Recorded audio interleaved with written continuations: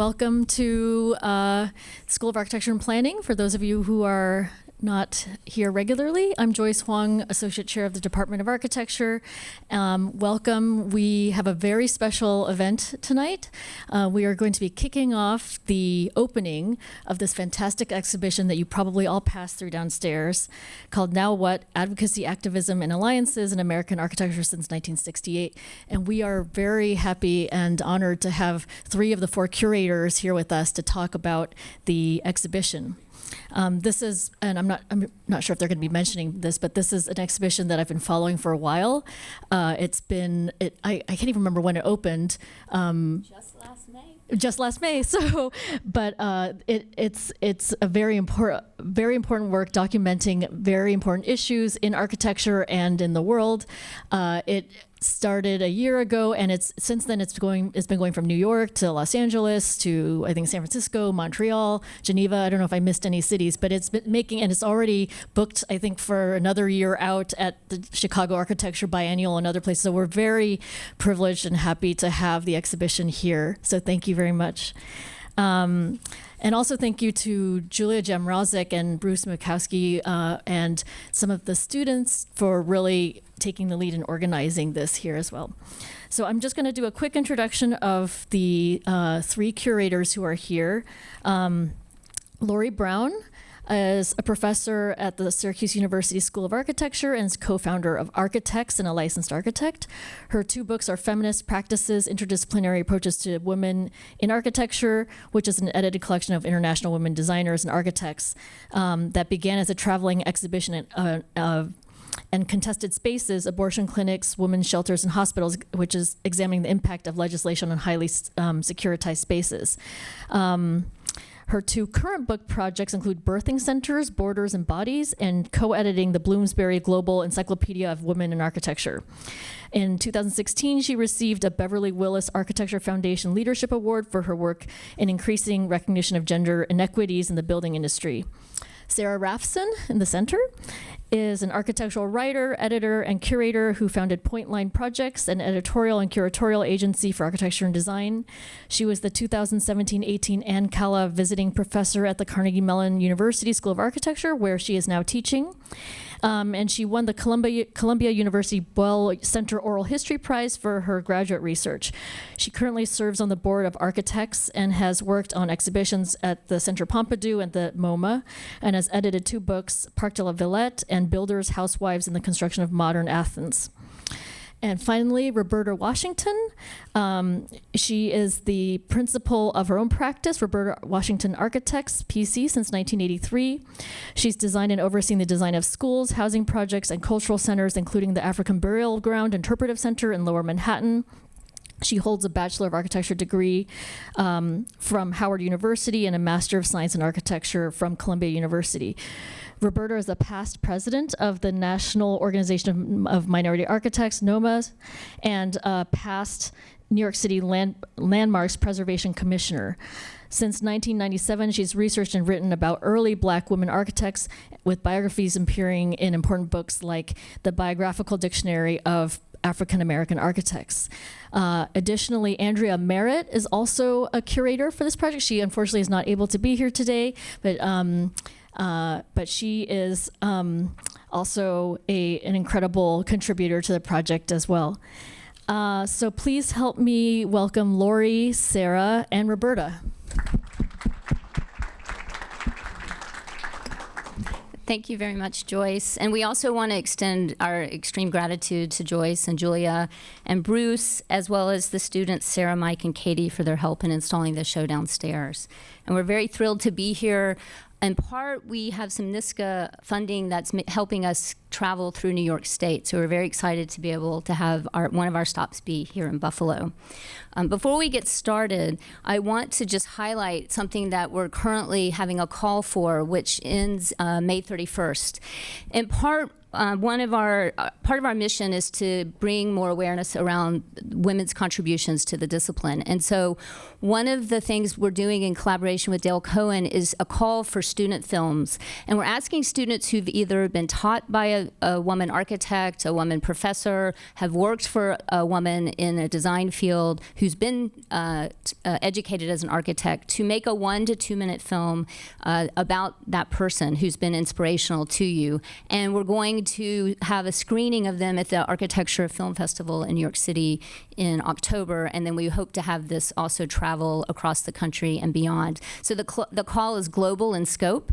We've had some very exciting feedback across the world from this, so please, we hope you'll be willing or interested to contribute. You have amazing faculty here, so this is our current call out. So to get started, all right, Sarah. Yeah. Oh wait, I think I have one of these Oh, things. sorry, you're due. You're double due. I think I'm mic'd differently. Hi. Thanks, Laurie, and thanks to all of you guys for having us. My name's Sarah Rafson, and I'm just going to give you an overview of the project that you see downstairs in the Hayes Hall atrium. This exhibition, Now What? Advocacy, Activism, and Alliances in American Architecture Since 1968, a mouthful. It is really the first show to document the 5 decades since 1968 through social movements in the 20th century, and how architecture and design has been an important player in advancing the causes of these social movements. Our exhibition tells this little-known history, revealing the links between the U.S. design community and larger political movements. And although there has been some work done on this, on specific components of this history, and I think some of your faculty here, looking at Despina, she has done a lot of work on pieces of it. It's usually been done in silos, like history of only women, or about gender, or about race, and our contribution is really to take an overarching approach that brings these histories together. So you might ask, why now? We started to notice over the past few years that there's been a new wave of activism emerging in architecture and design disciplines, and they've been drawing attention to critical issues like race, class, gender, and sexuality. But we realized that these actions were happening for decades, and the new activists didn't necessarily realize the depth, the historical depth behind their actions. And we also realized that access to knowledge about these histories was widely inaccessible, even to those people who were motivated to seek them out. So what we decided to do was organize a project, this exhibition, that was about learning the many ways that organizations and professionals have advocated for marginalized communities throughout the country. This is as much a project about showing the history as it is about learning. So let me show you how it works. We decided to organize a timeline from 1968 until the present day, and you'll see that there are visible gaps in that history. Gaps like these exist because so much of the history of grassroots activism it really remains to be written.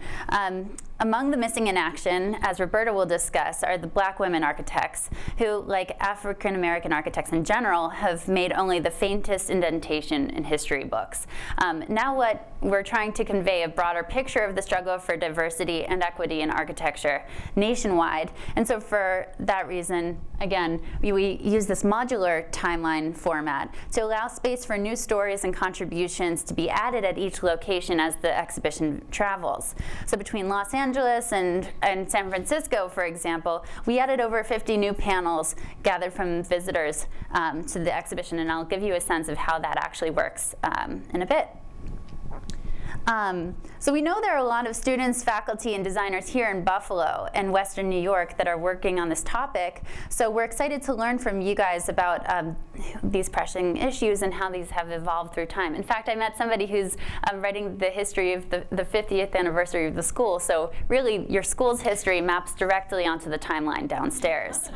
But I mean, aside from that, other issues that are pressing in the region specifically, whether that's conversation about accessibility or indigenous knowledge or the legacy of the Seneca Falls Convention that's nearby, we're curious to learn from you how that maps onto this history of architecture.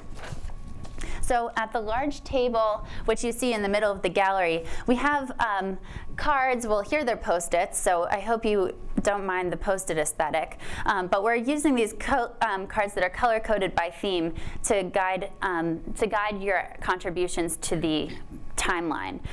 So tell us about the events, the organizations, the exhibitions, the publications, the classes, the courses that you've taken that have shaped your understanding of architectural activism. And at the end of the exhibition on June 1st, we will review these suggestions and commission writers, perhaps some of yourselves, to write a little blurb about the topic, which we'll have not only in future shows, but also in our online catalog. So I'm going to pass the mic to Roberta, who's going to be talking. Oh, yeah. About the missing Black women's voices that she's been doing research on. Okay. I'm just going to stand over here, maybe. Yeah.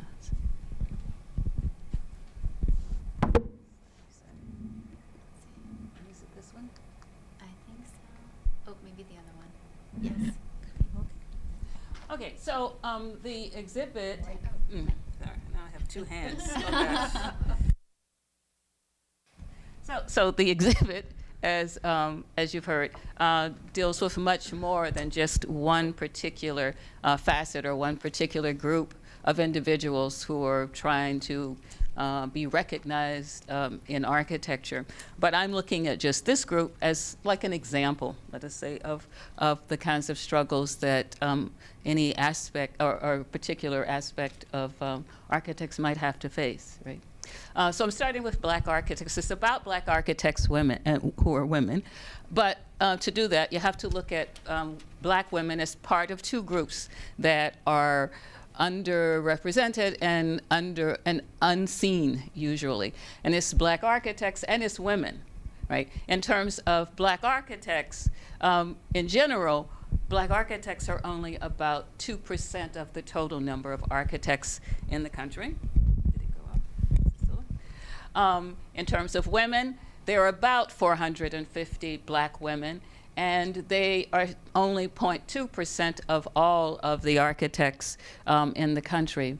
In terms of where we came from or how Black women evolved into architects in this profession, you'd have to look at where we were when other architects were getting their start. Because Black women and Black men were enslaved for a long period of time, the first Black architects, unlike the first architects in general, could only take place after the Civil War, for instance. And so in this timeline, we're showing that the Civil War happened. Reconstruction took place between 1868 and 76, at which time Louise Bethune started working, who is who everyone here knows, I'm sure, but she started working in an architect's office in 1876. Robert Taylor, the first Black architect to graduate from a school of architecture, went to Tuskegee Institute and helped with Booker T. Washington set up a school for Black students in architecture. And as we know, because we are here in this country, we do know that in terms of education for women and for African Americans, there were restrictions and there were quotas, and so it wasn't possible for women or for African Americans to get the same kind of education that was available to white males. The first Black architect opens his office in 1902, and the first Black woman works in an architect's office in 1915. Right? And that's Ethel Madison Furman, who was the daughter of a contractor and grew up in Richmond, Virginia. And you see in the photo on the left that she is representing her father at a conference of Black contractors at a biannual conference of Black contractors at Hampton Institute, Hampton, Virginia. But she worked. She went to New York. In New York City, she worked for a Black architect in 1915, and she listed her occupation as architect. But this was all before architecture licensing came into being. But this is a woman who designed more than 30 houses for doctors, for teachers, for important black people of the time in Virginia. And this is one of her projects that is on the Register of Historic Projects. A second woman who worked before licensing came in was a woman who did not work traditionally as an architect, but who instead was an artist who wanted to do both. She went to Columbia University. She's also from Virginia. She studied art history and art and teaching at Columbia Teachers College, and went back to Petersburg, Virginia, and set up a school of architecture at a traditionally black college there. But her main claim, this is a house that she designed, which is also on the National Registry of Historic Places, and is considered one of the first houses done in the international style. But she was probably best known for the fact that she started a whole sector in Sag Harbor, New York, for African Americans. She and her sister bought land and parceled it out, sold it to up-and-coming African Americans who then built their homes there. And one of her hopes was to design as many of those homes as she could. And she did design 8 at least, and maybe more, but she is, I suppose, best known for this house and some other work that she did in Petersburg, Virginia. And then we look at what happens after licensing. And this is the first known black woman to get licensed. And this is Beverly Green, and she was from Chicago, and she got licensed in 1942. And she went to the University of Illinois. Now, is this still on? Yes, okay. But she was politically connected, and she was a very active person in terms of her interest in architecture, and she knew several black architects of the time. One of the things that she did, though, was that she worked with a group of black politicians and architects from Chicago who were interested in having a housing development done on the south side of Chicago for African Americans. And they actually proposed this idea to the government and even the location before it was announced that the city was going to do this. And Beverly Green was one of the people who was involved in the project and involved in the design. She worked in several architects' offices, including Roderick O'Neill, who was an early who was the second licensed black architect in Chicago. But she also worked for Edward Durrell Stone in his office in about 1948, and she worked in Marcel Brewer's office, and she was one of 2 women who worked in his office between 1949 and 55. Louise Harris Brown is also a person who was licensed in Illinois, who was from Kansas and went to school in Kansas, but she got her interest in architecture was actually related to a chance meeting for a course that she had. She went to Chicago to visit her brother, and he suggested that she take a course that he'd heard about that was being taught by a newcomer, Mies van der Rohe. And it was like a summer course, and she took this course, and it was about architecture. And after that, she did go back to Kansas, and she got her license, and she got her degree, and eventually became interested enough in the kind of work that Mies van der Rohe did that she also studied structural engineering and got a degree in structural engineering. And here we see her working in the office of the main structural engineer for Mies van der Rohe. And this is an article about her that was written in a Black periodical, Ebony magazine, that talks about her being one of the few black women who worked in a structural engineer's office. And one of the things that she worked on is this project here.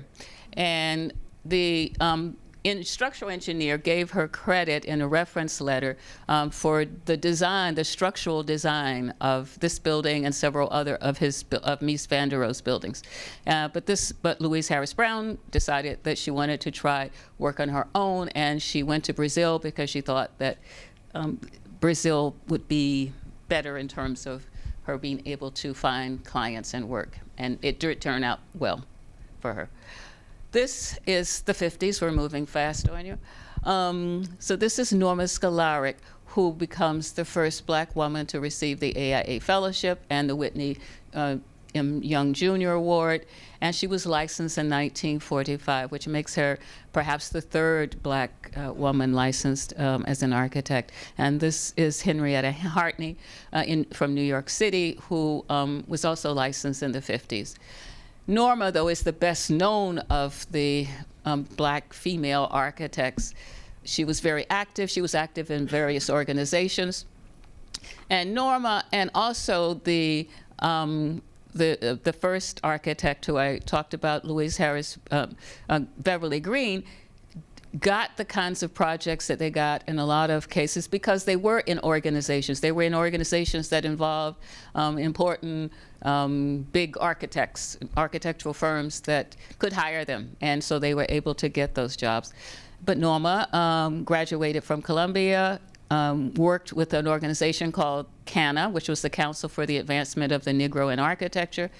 And then later left New York for California, where she was able to work on really large projects, and she worked for many years until she retired working for these kinds of firms, large firms, and she worked with two other women in an architectural firm of her own, so she got to experience both areas of it. And during the 1960s, there were several other women who got licensed. Some of them worked in agencies. Some of them had their own firms.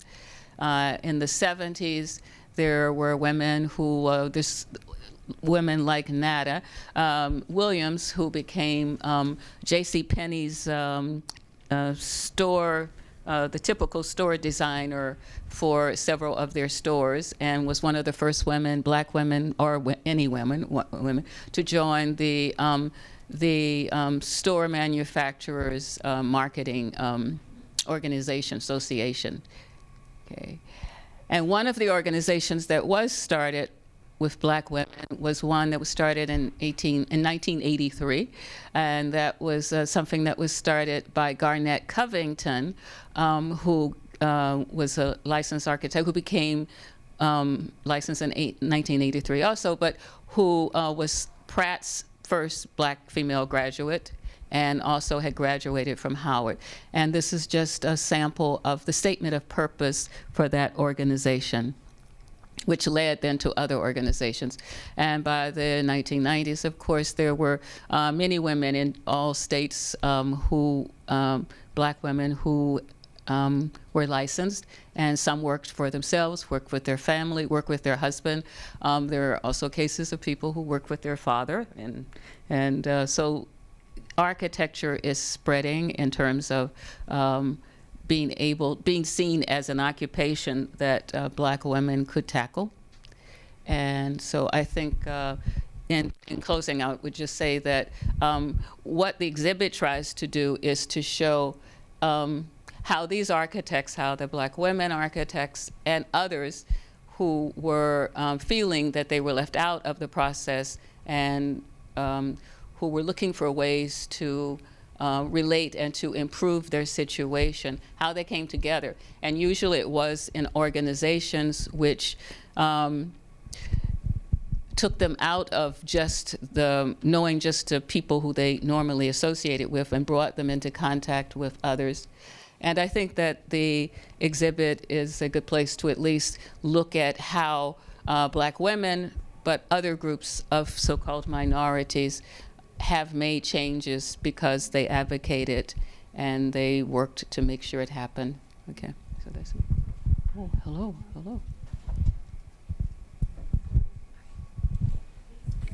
So I will just speak very briefly about our theoretical framing, because it was important.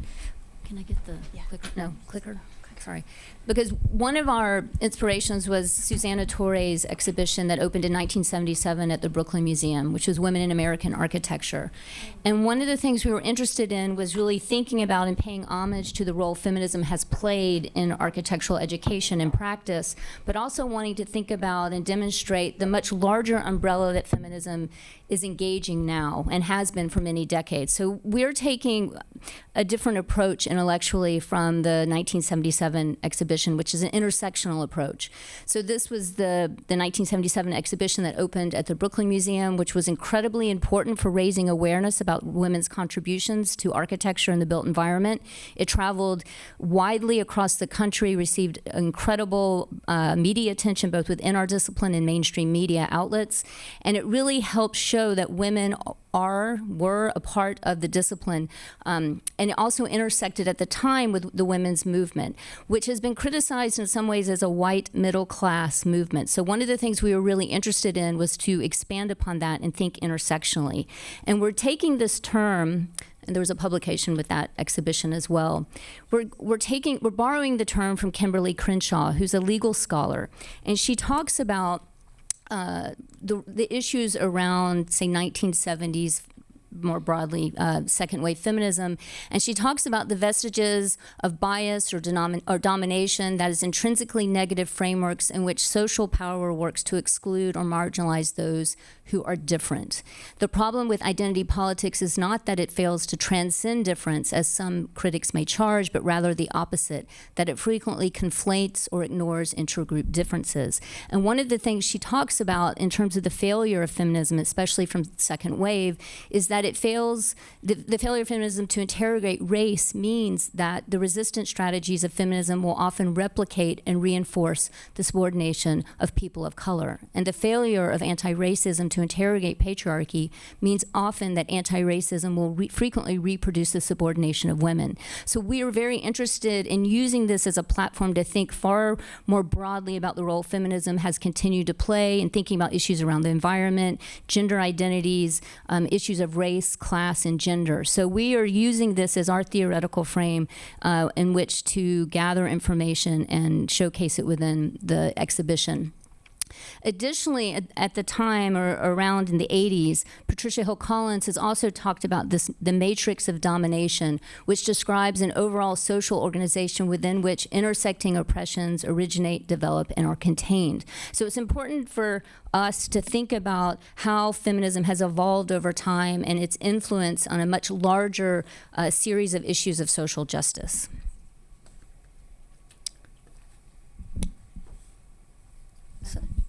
Is that you?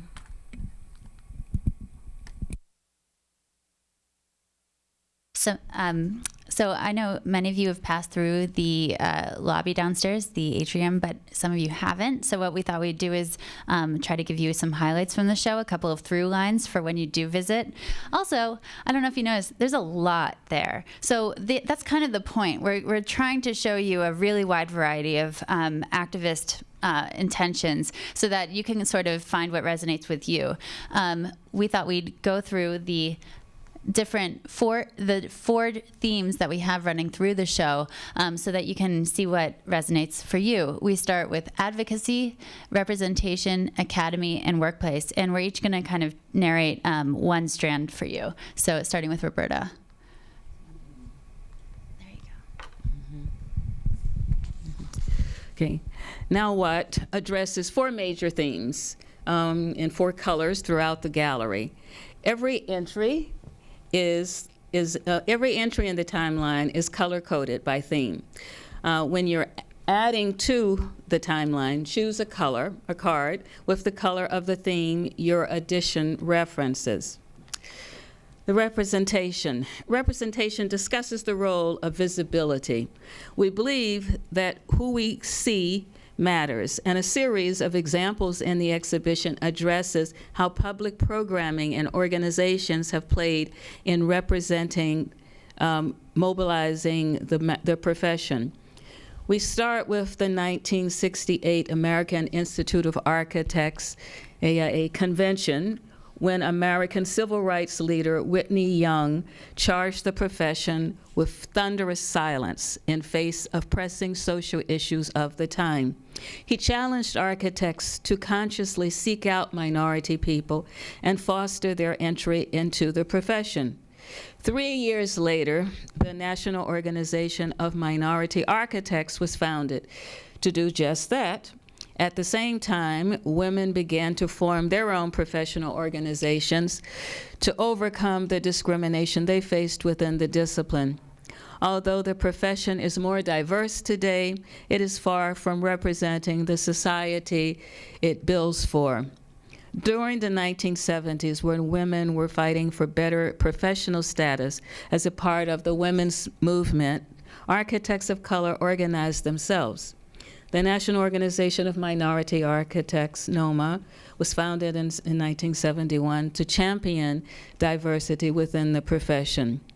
As the civil rights movement challenged all barriers to the full integration of African Americans into society, advancement in the professions became possible.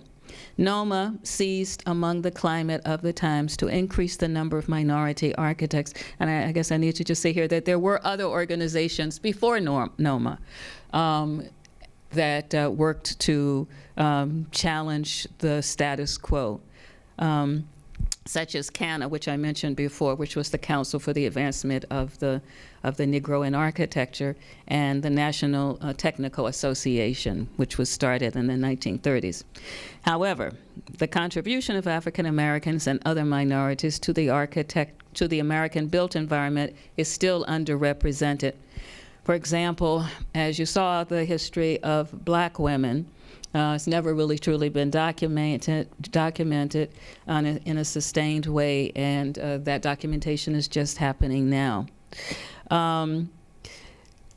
But for Black women, as you saw, there are several organizations now and several different approaches to how to both encourage, invite, seek out, and find women who are struggling to find a way to hang in and to advance in the profession. So I think that the exhibit, in terms of representation, you'll see that it's not just women, it's not just Black women, that there are different types of, there are different women and different types of members of society who are represented in this exhibit. So yeah, some of the examples you'll see on the timeline are this series of brunches by the Black women in architecture in the Baltimore, Washington area, and more recently founded by Tiffany Brown from the Detroit city, 400 Forward, which has been funded by the Knight Foundation, 400 being the number of licensed Black women at the time of her founding this, and her desire to increase that number. So Laurie's going to talk a little bit about advocacy through design. So in this category, we want to include examples of how architects have emerged their advocacy with their design work. So for example, the Architects' Resistance was organized in architecture and racism protests, accusing SOM of supporting the oppressive apartheid regime in South Africa through its completion of a 51-story tower in Johannesburg. In Architecture and the Nuclear Arms Race, 1969, the Architects' Resistance opposed a new fallout shelter building program for architects and educators sponsored by the Department of Defense and endorsed by AIA leadership. Several years later, in 1981, Architects, Designers, and Planners for Social Responsibility was founded as a voice for architects and design professionals to oppose the threat of nuclear war and the militarization of the Reagan administration. Administration, sorry. A bit of a misspeak. Their work continues today. As of 2018, they have declared victory when the AIA amended their code of ethics to meet ADPSR's demand that the profession prohibit intentional violation of human rights by design, especially the design of execution chambers and spaces for solitary confinement. In 1969, the Stonewall riots that followed a police raid of the New York City Stonewall Inn in New York City is considered by many the start of the modern fight for the LGBTQIA rights in the U.S. And many architects and designers were involved with this fight, particularly after the AIDS crisis unintentionally outed so many who had remained closeted in their design offices. The Organization of Lesbian and Gay Architects organized in 1994 and founded the first Design Pride event. The group also created the first map of LGBTQ spaces in New York, which eventually catalyzed in the site's recognition of a historic landmark. We feature a couple of films by Housing Works History, an oral history project by Gavin Browning, who interviewed the architects who worked with ACT UP to provide housing for AIDS victims in the city. We also showcase work by QSAP, a group of students at Columbia University who explore contemporary queer topics and their relationships to the built environment through theory and practice. Their exhibition, Coded Plumbing, responded to the HB2 bathroom bill in North Carolina just a few years ago, and as well as in 9 other states, by developing new restroom guideline standards. In 1973, Noel Phyllis Birkby began to teach a series of workshops on women's fantasy environments with the desire to answer the question, what environments would women create, and how would women organize these environments if they had carte blanche to do so? This design exercise was an extension of the women's liberation movement. In the 1990s, 2 Yale students, Amy Landsberg and Lisa Quattrall, founded Liquid Ink, a practice that challenged patriarchal norms of design through body-minded architecture gestures and highly influenced by Jennifer Bloomer, I would add. More recently, Feminist Architectural Collaborative, co-founded by none other than a UB alum, Gabrielle Prince, has grappled with the profession's affiliation with wealth, power, and privilege while claiming space for the female body in the man-made world. Dr. Alessa Mount Pleasant's Roadside Marker series is a personal archive that considers the spatial implications of memorial markers and political signage. As a Tuscarora scholar of Native American and Indigenous Studies at the University of Buffalo, Dr. Mount Pleasant's travel draws her along the highways and backroads of New York State, which has been contested space for over 200 years, and her people's homeland for much longer. And I'm going to go through some of the examples from the academy that we have here, starting in 1968, which was a big year for student movements and protests, and that includes architecture and design students as well. So as you see here, Columbia University's Graduate School of Planning, Preservation, and Architecture was on strike. And one of the outcomes of this protest is to welcome minority students into the school in a short-lived experiment with Sharon Sutton chronicles in her recently published book, When Ivory Towers Were Black. In 1975, 7 women planners and architects resolved to merge their feminist values with their design education. And what they did was they founded this Women's School of Planning and Architecture. Has anyone heard of that before? Yeah, one. Okay. When I was a student, I found this pretty inspiring, that actually there could be a separate, that instead of women entering into an institution defined by men, what would it look like to define a school for and by women? So this was a space for feminist action and a vision of spatial and environmental design that was a departure from design professions that existed beforehand. The group disbanded after 4 summer sessions, but their impact lingered in institutions across the country, because a number of these women, which you'll see downstairs, and ended up teaching in different institutions like Pratt, USC, NGIT, and so you'll see a couple of their studios in the boards below. I'm going to talk also about workplace, how organizations have fought against employment and workplace discrimination and expanded definitions of practice. This is probably an unfamiliar image for many of you. It was for me as well, until I did research into an archive called the International Archive of Women in Architecture. What you see here is the catalog by a little-known collective from Chicago called the Caryatids. That stands for, get ready, Chicks in Architecture Refuse to Yield to Atavistic Thinking in Design and Society. Caryatids. This is a collective of over 70 Chicago architects, not just women, and it was founded in 1992. This is the catalog of their only exhibition, More Than the Sum of Our Body Parts, which challenged the AIA to address the wage gap, the glass ceiling, family leave policies, gender bias and treatment on the job, sexual harassment in the workplace, family workplace issues, and attrition rates. And I'm quoting from the catalog there. Many of you know that those are still issues that are very much present today, over 20 years later. In a similar spirit, in 2013, 13 architects founded the Architecture Lobby to address their frustrations of the profession of architecture, how hard architects and designers worked for little reward, the debt taken on during school, projects that rarely had social relevance, and firms that did not pay interns overtime, et cetera, et cetera. I'm again quoting from them. The organization continues to grow with chapters across the country. Is there one in Buffalo yet? No. These are chapters that exist that, like architects, try to blend professional practice and student organization. So I'd encourage you to look into what they do. But I mean, these ideas clearly resonate here because, as we know, this is around the same time that in Buffalo, a number of practitioners and academics convened in 2012 to reconsider models of architecture practice beyond patronage, organized in part by Joyce Hwang.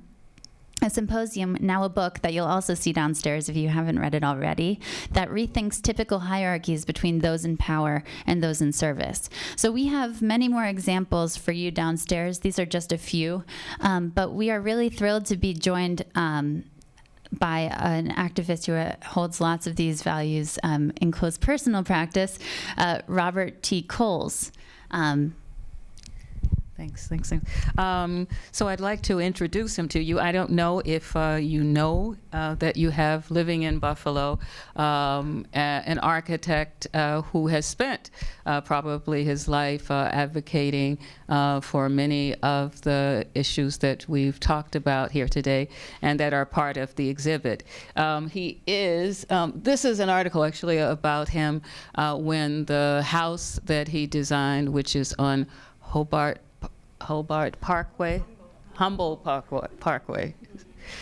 was declared a landmark by the this is a federal landmark, right? National landmark, rather. Yes. So this article just talks about his house, the design, and how he did it. But his practice has been, over the years, up until recently, a practice which really covered many of the aspects of what's necessary in terms of so-called minority architects to realize in terms of how to get ahead. He is, I think, an activist, a person who's also a teacher and has been a teacher, and whose practice has been representative of what happens when African Americans really organize and really understand how the game, so-called, is played. I'd like to ask him to speak on a couple of issues. It's not going to be a long talk, but he has, I think, something that is important to say in terms of the issues that our exhibit addresses. And yes, so Robert, if you can come forward, maybe I'll just do this. But one of the things that's most interesting, I think, about his career is that he was one of the few black architects who was present at the AIA when Whitney Young delivered his address that we've alluded to both in the exhibit and here in our talks. And so maybe, Robert, that is a place to start in terms of talking about your reaction to that speech. So you can just... Good afternoon. It's okay. I'm sitting in this wheelchair not because I want to, but because I have to. I have Alzheimer's, coupled with having had a stroke a year ago, and so I am basically unable to walk, and I have to depend upon other means of transportation. One of those means of transportation was a jitney that was supposed to get me here a half an hour ago, but at least we made it and so forth. I'd like to maybe start out with a commercial. I have in the last, You can hold this down. You don't need to. I have in the last several years produced several items which are of interest to you, I think. One is a book, which is The book is part of the exhibit. the book is there's a book, Architecture and Advocacy, and I produced it while I was in a nursing home about a mile from here. The book is basically tells about my career as an architect, and I think you might find it interesting. The other is a book that I'm working on right now, which is about the 100 African American fellows of the AIA. There are 100 of us, and I felt it would be very interesting if people found out about who we are. You can circulate that around the book. By the way, that's my wife Sylvia, who's holding up the books and so forth. Sylvia has been my partner for 66 years. We celebrated our 66th anniversary on March 28th of this year, and she has been my partner in all my different ventures and so forth. Let me tell you about my advocacy. I've often thought of myself as an architect by day and an advocate by night, but I've found out that those two things were not separate, no. I've looked at the world as I see it, and I think I would like to make changes in it. And so in my career as an architect, I basically have tried to bring about as many changes as I could. And about 20 years ago, I was walking through my neighborhood and I saw a construction being developed by a group of volunteers, and I was concerned about what they were doing as they worked on what they thought was a teenage center in my Canisius College neighborhood. About a week later, I came by and I noticed that all the work had stopped, and I couldn't figure out what was going on. And I talked to the city, and they said this group of people who were working on the project, although they were well-meaning, essentially they were not doing it in accordance with the codes of the city. And I said there is a need for perhaps an organization that could help people who are interested in development. And so out of that incident, I created the Community Planning Assistance Center of Western New York. It was a community design center that assisted community groups in their design problems, and they created a number of projects in Buffalo, Western New York. The other thing that I was involved in was what happened in the 70s. It was very disturbing. The cities were burning. There were riots in Newark and Los Angeles, and even in Rochester. And I was concerned about what might happen here in Buffalo. And so we got together and created an organization called the East Side Community Organization. And we decided to bring Saul Alinsky to Buffalo to see if he could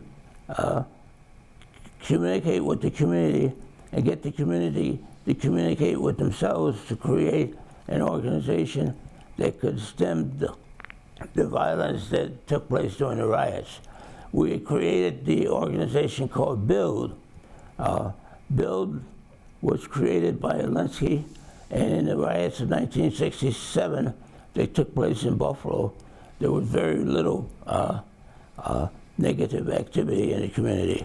The community was talking to itself, and that was very important. I also was concerned about this university and where it was going, and so in 1964, the state of New York created the State University of New York. The state of New York created it, and the university was looking to expand from the North Campus and the South Campus, and some of us felt that the ideal expansion would be on the waterfront. And so in 1964, we began to develop an organization called the Committee for an Urban University that tried to get the university to build on the waterfront of Buffalo. We felt it would have been an ideal thing to happen. There was a lot of dialogue that took place with regard to what the university could be and what its responsibility was to the community. But we lost that battle, and we did not succeed in getting the university built on the waterfront. However, as we look at what's going to happen, what is happening in downtown, it may be that we did create a dialogue that made it possible for the university to move into the city and be a part of the city, which we think is very, very important. And so the Committee for an Urban University, although not successful, we think was able to develop a dialogue with the city and create something that was worthwhile. Now, with regard to Roberta Washington, I've known Roberta for about 20 years. I had her speak at Carnegie Mellon when I was teaching there, and I also worked with her on a project in New York City, PS 233. Was one of the first joint ventures that was very successful, and I think it did a lot of good for the community. Let me address more definitely my participation in the Whitney Young address in 1968. Yes, I was there in Portland. Whitney Young spoke. There were about 4,000 people there. There were probably only 7 or 8 African American architects. There was a peaceful day, and nobody thought that Whitney Young would speak the way he did, but he challenged the profession to do something with regard to the society that they lived in at that time. As you know, architects tended to be inward, I think, many of them. I hope you guys aren't those. But I was particularly interested in that I had gone to school at the University of Minnesota with Whitney Young, and he was in St. Paul as head of the Urban League, and I felt it was very interesting that he was going to speak to the architects. When I listened to him with this group of maybe 4,000 architects, you could hear almost a pen drop as he challenged the profession to be much more involved in the city and the urban crisis that we were facing. I met also, while I was there, Charles Kahn, who became the dean at the University of Kansas, and Charles was very much interested in what Whitney Young said. And Charles Kahn invited me to go to University of Kansas, as well as Whitney Young and also Charles McAfee. And so the three of us spent about 2 weeks together at the University of Kansas, where we worked on a project which had urban connotations.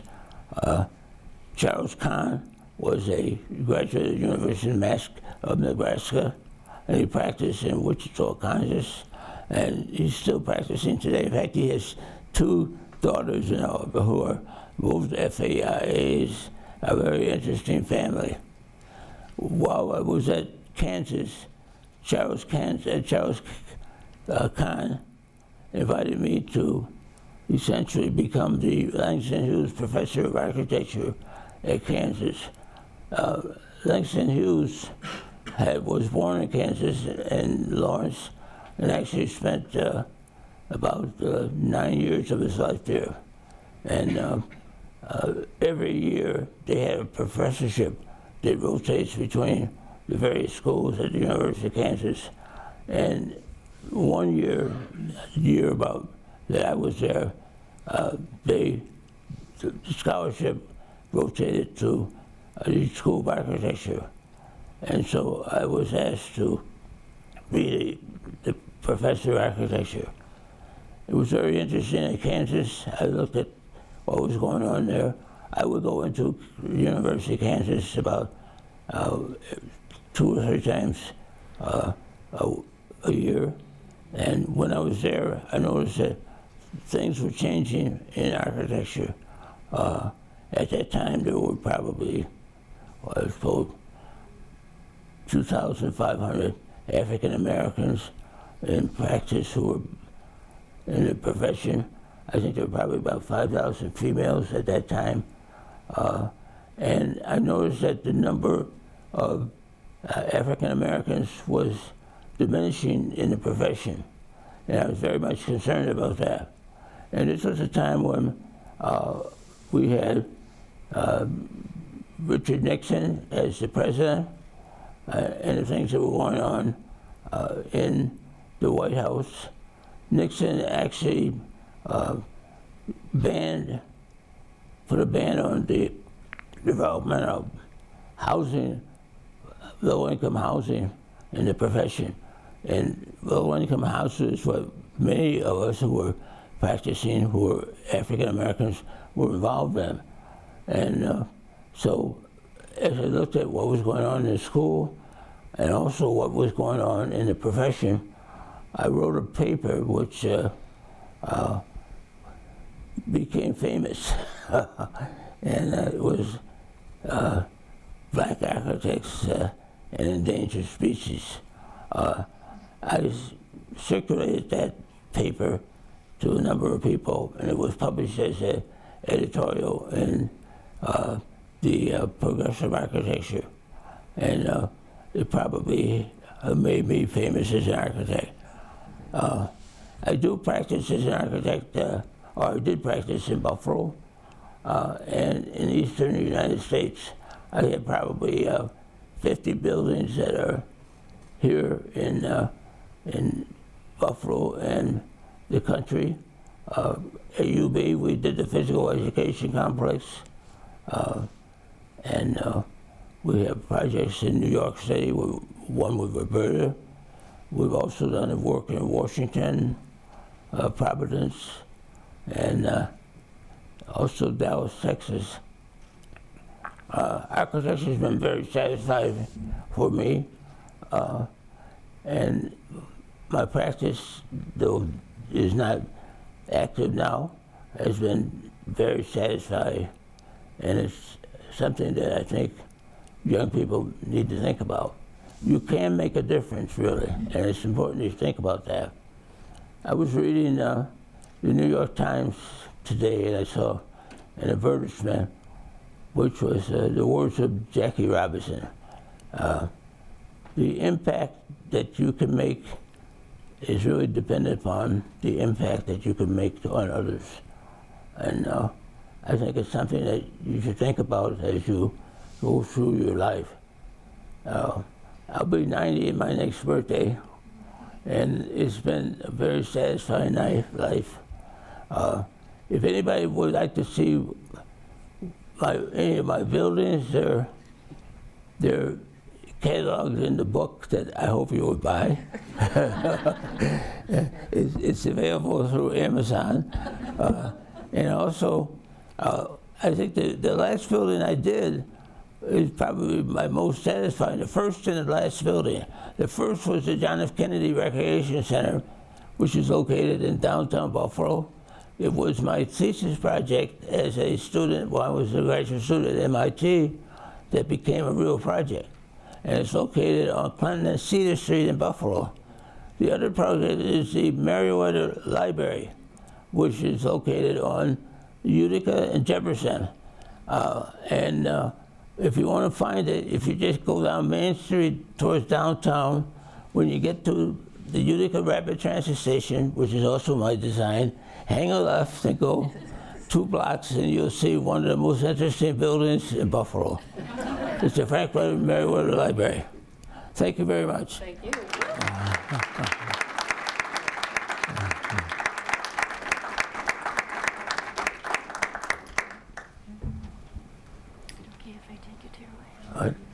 to your wife. That's okay.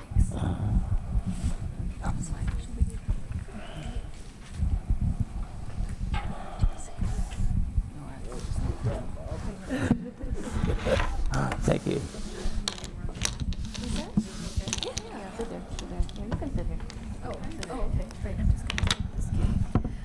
Well, thank you so much, Robert, for sharing your thoughts with us, and thank you to the speakers and to the curators for sharing the exhibition with us. We have just a few minutes, I think. We're running a little bit late. I don't know how long you want to go on for.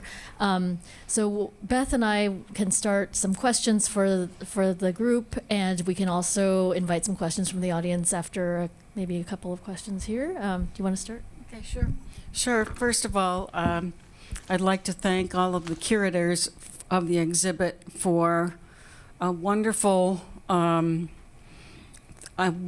display that is just chock full of information and resources.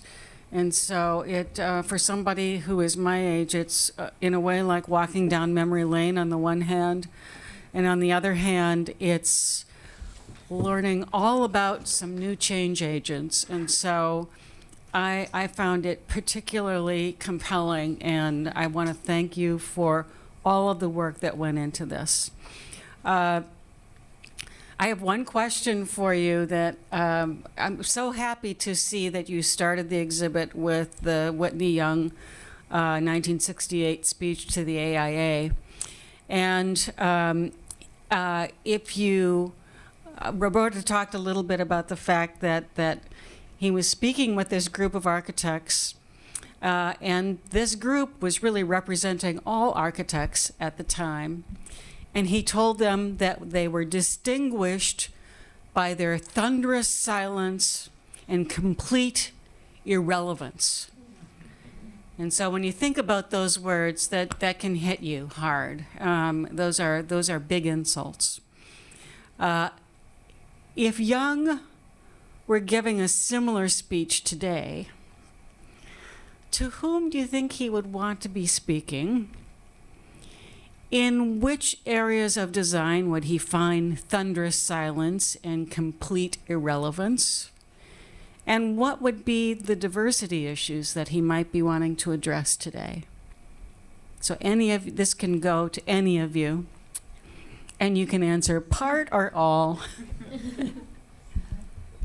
Roberta, you're part. Okay.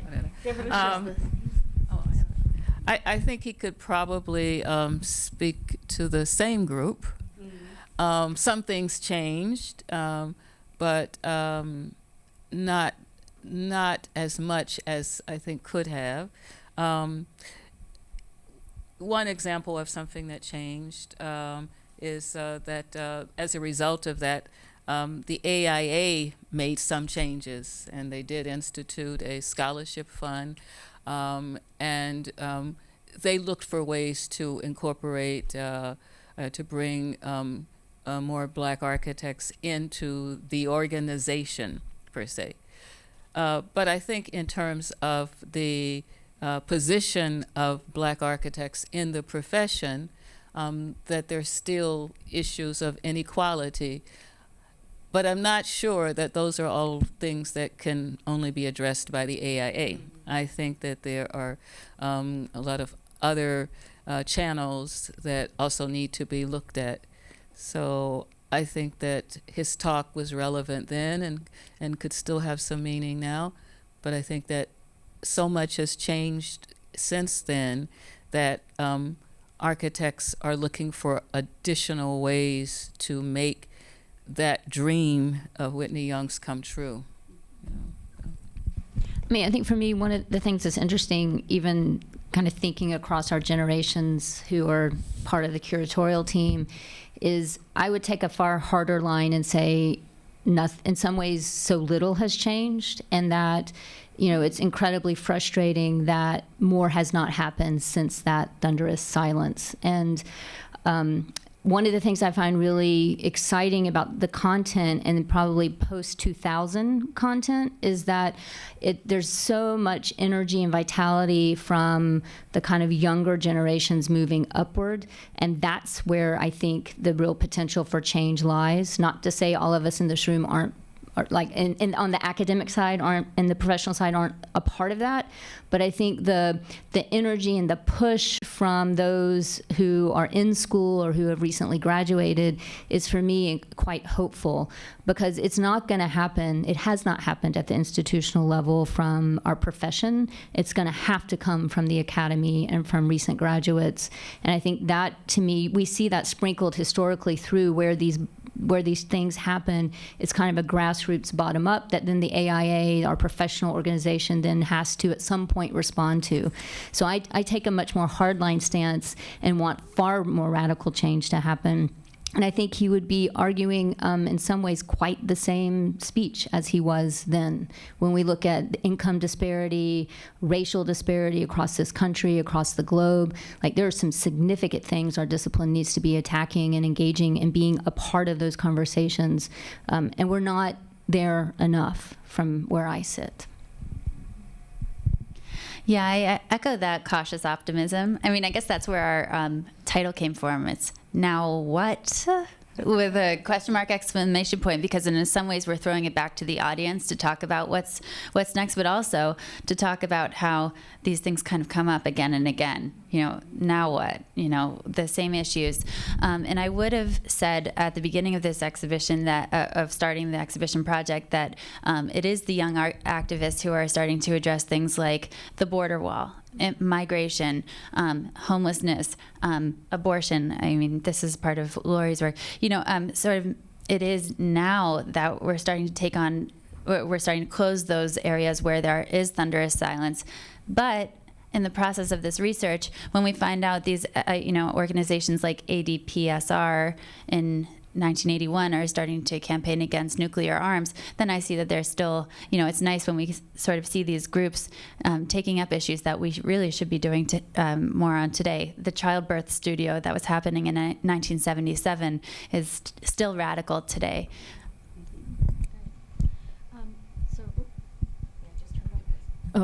So before I pass the microphone to a few people in the audience, I'm curious if you could talk a little bit about this timeline format of the exhibition. I think it's really compelling that you see it in a timeline, although oftentimes when one sees a timeline, you think of it in a sort of banal sense, like, oh, this happened and so forth. Could you talk about what importance that format has for the way you want the project to be perceived?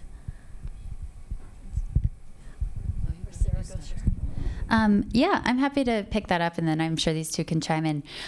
We went through a lot of different iterations, but the timeline felt appropriate because you can find yourself in the timeline, and that's what we really want visitors to experience when they go into the gallery. Is you see your birth year, or the year you graduated, or the year that something that you did happened, and you sort of look for yourself in that timeline. We really need this to be a participatory exercise because of how many gaps you'll see when you go down.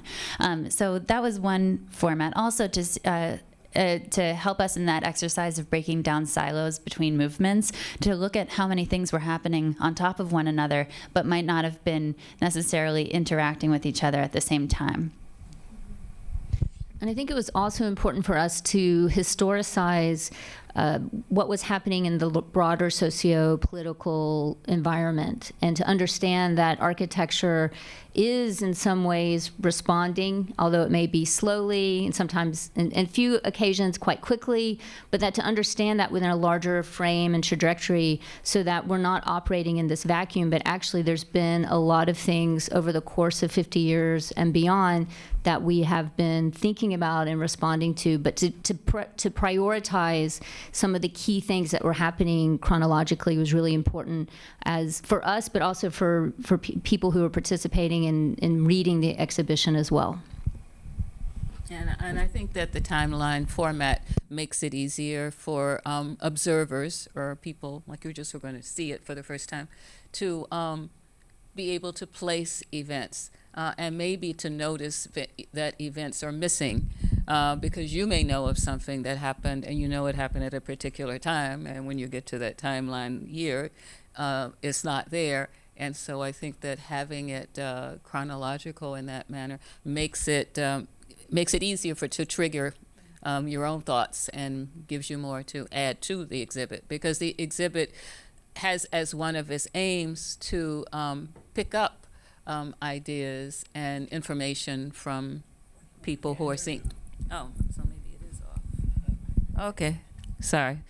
Okay, so yeah, so it makes it easier for people to contribute to the exhibit because it gives you a focus in terms of a period, and you may know of things that happened that you were expecting to see in an exhibit like this that aren't there, and seeing the timeline then triggers that memory and makes it possible for you to make your own contribution, which in turn then makes the exhibit better in several ways, including making it more relevant to observers and people who see it. So I think that the timeline works for that. Great, thank you. Could you just expand? Could you just expand on how people contribute? I know you've explained it in your talk, but I think emphasizing that one more time might be really helpful. There are strips. Oh, or someone can. Okay. So there are colored strips that represent categories, various categories of the exhibit. And so if you see something and you want to make a comment, you can take one of these strips that represents the section or the category that you want to comment about. So either you can ask a question, you can suggest something that should be there that's not there. You can just give your thought about something that is there. So it's a way to make the exhibit more interactive. And These are on the tables? Yes, right. Okay. And so then we're able from city to city to pick up ideas and information about what's happening in that particular area, or what people in that area, think of the exhibit and how they would respond and how they respond. And so it makes the exhibit something that grows and changes, and that's like a living organism. Yeah, and don't be shy if you don't think you have the full citation, the full idea, the full name, whatever it is. I mean, it's our job as curators, and we have curatorial advisors and researchers that we work with to really dig into those deeper. You're going to provoke us to look into a certain direction, and that's really important. We don't know the whole story. We know there are a lot of grassroots stories out there, a lot of stories that we just heard, Robert, from you. In particular, I mean, just half of the things you said we didn't have on there. So I guess you guys have to race down and add those on the Post-it notes to the timeline so we can make this a bit more complete. So the panelists can probably take a couple of questions, one or two questions. There is the exhibition opening, which is happening downstairs afterwards. There's a reception with food that Julia has organized as well. But if anyone has a couple, one or two questions now. Despina? No.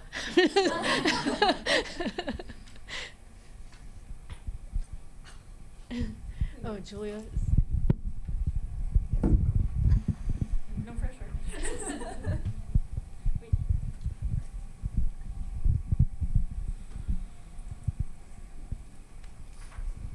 So this is a big question, so you don't have to, you can just take a little slice of it. But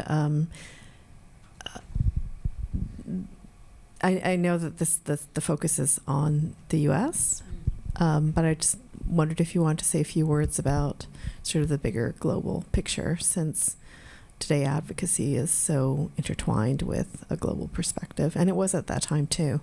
And so how you parse that or bring that into the exhibition, even though again, it's focused on the U.S. Thanks. We had to make a curatorial decision to limit it to North America. And although we are in conversation with places in South America and in the UK for it to travel, and it's gone to Montreal, where content specific to Canada has been generated, and we're in conversation about how do we now include that, what does that look like, but we realized in part, and not that we don't want to operate in a vacuum, but we also realized if we took on the whole global scope that this would never finish. We would never actually get to have the exhibit because it's so daunting to think about. And I think in various ways, I know at least some of my own work is dealing with more of global intersections and women's contributions. But I think it was really important to think about the specificity of North America because we were trying to really engage our national community and audience. So it's something that we wrestle with, and how do you think about scale within such a large curatorial structure? And it was really, in some ways, a matter of how do we get this done in a certain amount of time? So part of it was really logistical. And even in our chronology, we don't reference things beyond the kind of North American context. So that, in some ways, can be very easily a critique, I think, of the kind of limitation that we put on ourselves, kind of from many perspectives. But also we thought it was important to have some specificity in terms of the policies, organizations, and framework that happens within a country that is sort of specific. And when we talk about which publications do we include, we talked about publishers based in the U.S., but a number of scholars publish elsewhere, and they might not be visible. But when we talk about the ADA passing or a certain AIA policy or something like that, those things are very national specific, or specific to the U.S., and we thought we could address them more specifically by limiting the scope. I agree. I think that in terms of whether something is very specific or not, especially whether we do it in several countries or in other countries, it really depends on what you can do. I think that what you do is based on what you know, and that yes, there are issues in other countries all over the world, but maybe to get it right, we should start with our corner of the world, and then expand from there. So I think that there may be people working in other countries who are doing similar kind of explorations of these same issues, but I think that we have to start somewhere, and maybe starting where you are and going out from there is good. I once gave a talk. I was invited to Germany, to Berlin, to do a talk about what was it? It was architecture, minorities in architecture. And at first I was afraid to go because the whole idea of I don't know anything about Germany, and and they were having a conference about minorities in architecture, and I was trying to figure out what would that be. And as it turned out, there were people from other countries who were minorities in Berlin, in Germany, and so they had issues. And they could relate, And when they told their stories of discrimination, what they felt in terms of how difficult it was for them to work in Germany because they were from other places, it was the same story, basically, right? So I think that yes, there are cases where we're very similar, but I think that you have to be from there to tell your story. That's what I think.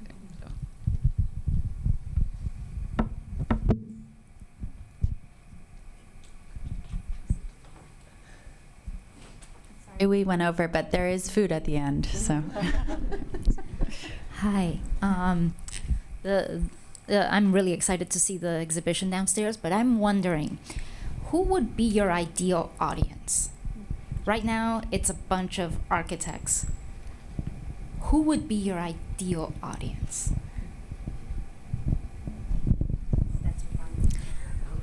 I'll speak for myself. I think there are two ideal audiences. I think there's the person who had no idea that architecture had any social relevance at all, and that has no basic understanding of what an architect can be. And then there's also the architect.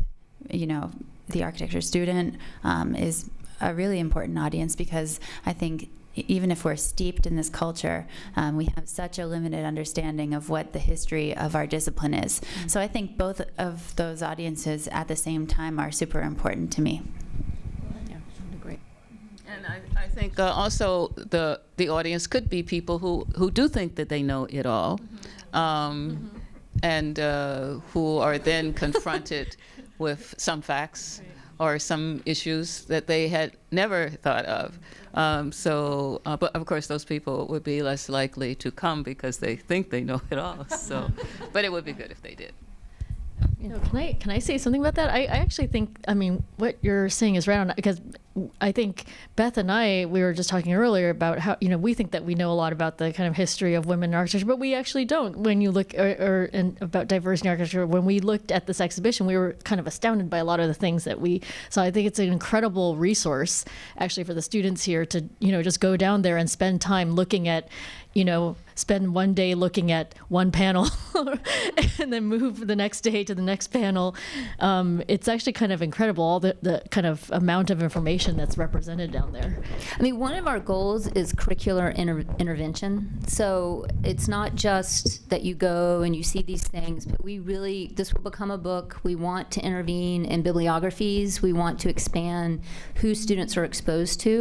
So it's, there's a multifaceted, I would say, a purpose or inspiration for the project. But in order for people to become aware, they have to also learn about it, and it has to become mainstreamed within architecture education. So that's also one of the reasons it's important that this does intersect in schools of architecture as well as beyond, is so that people gain exposure, but then it becomes embedded in bibliographies eventually. So perhaps all of you have someone in mind who you think who might benefit from this show, whether they're an architect or not. And you can bring them and say, maybe it's a relative who never really understood what you did, and you can bring them and show that what you do really does have meaning outside of the field. We think that, using this also as a personal device is really important. Great. I think with that, we should probably wrap it up here and go downstairs to see the exhibition and enjoy the food. And you can certainly talk with the curators with more questions downstairs. So thank you, everyone, for coming.